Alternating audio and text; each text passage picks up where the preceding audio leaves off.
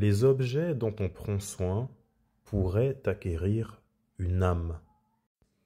Alors ça, c'est l'introduction, voire le titre de l'épisode 1 de la saison 1 de Gachakuta. Je suis un peu confus, je ne sais pas si c'est l'introduction ou le titre. J'ai beau chercher sur internet, malheureusement, je ne trouve rien. En parlant de Gachakuta, j'étais allé acheter Gachakuta tome 7 avec dessus Jaber le Loxé. Les Loxé, les Loxé, les Loxé! Par contre, on n'a plus le droit d'utiliser ce terme à cause de Sensei et de Boleman. J'étais allé acheter ce manga avec d'autres produits à la FNAC, bien évidemment. Et j'en ferai certainement un haul demain.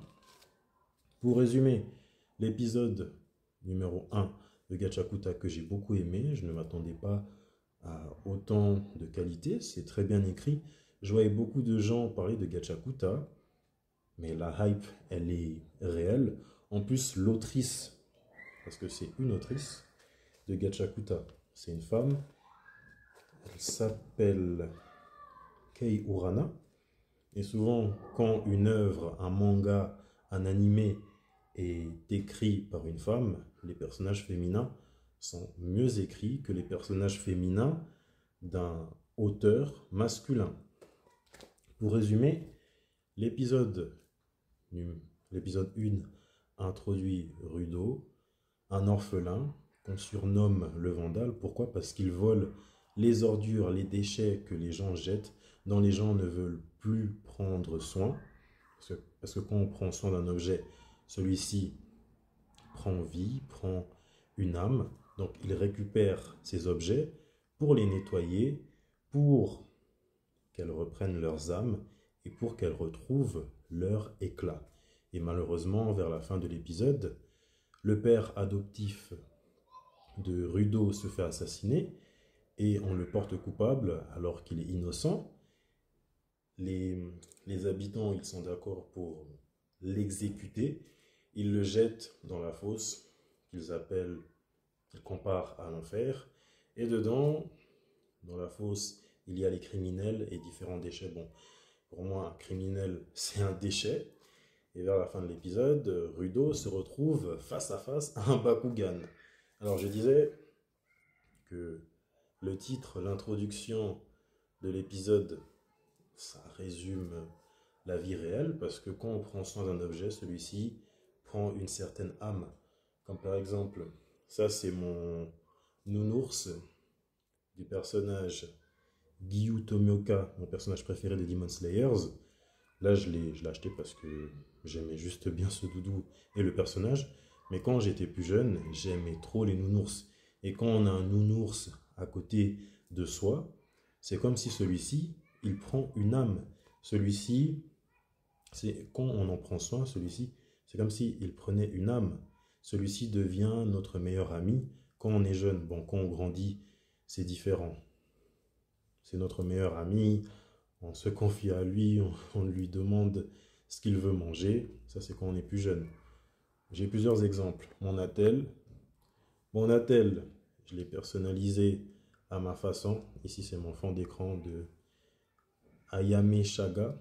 Bon, on ne le voit pas bien. De Ayame Shaga, un personnage de la très bonne série, malheureusement sous-estimée, Bento. Je pense que Bento devrait faire de nouveau une saison 2. Je disais que c'est un objet, ça reste mon attel, mais j'en prends soin. Donc, il devient personnalisé à ma façon et il prend une certaine âme. Un autre exemple, mon canapé. Quand on s'assied sur un canapé, le canapé, on en prend soin, mais il prend une certaine âme. Parce que le canapé, il va prendre l'apparence de mes fesses. Je vais tellement me poser dessus qu'il va prendre l'apparence de mes fesses. Petite parenthèse, il me semble que ce malade mental de Junji Ito, qui est un très bon auteur de l'horreur chez les mangaka, il avait fait un manga où il y a une personne qui se cache dans une chaise et cette personne, elle se manifeste seulement quand il y a des femmes qui s'asseyent dessus. Il y a aussi une autre histoire, je crois, une personne en Amérique, elle s'est carrément fait absorber par son canapé.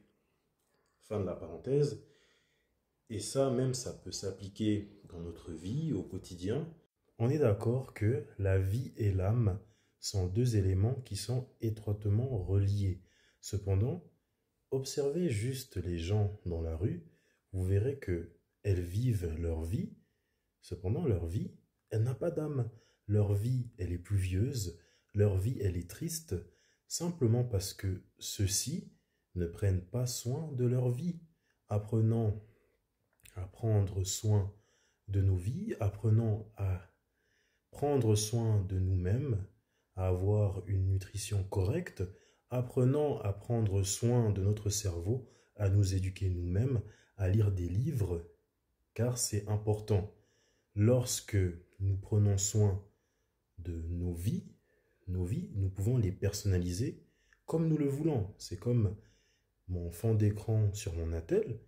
Je personnalise mon attel comme je le souhaite. Alors nous pouvons aussi personnaliser nos vies comme nous le souhaitons.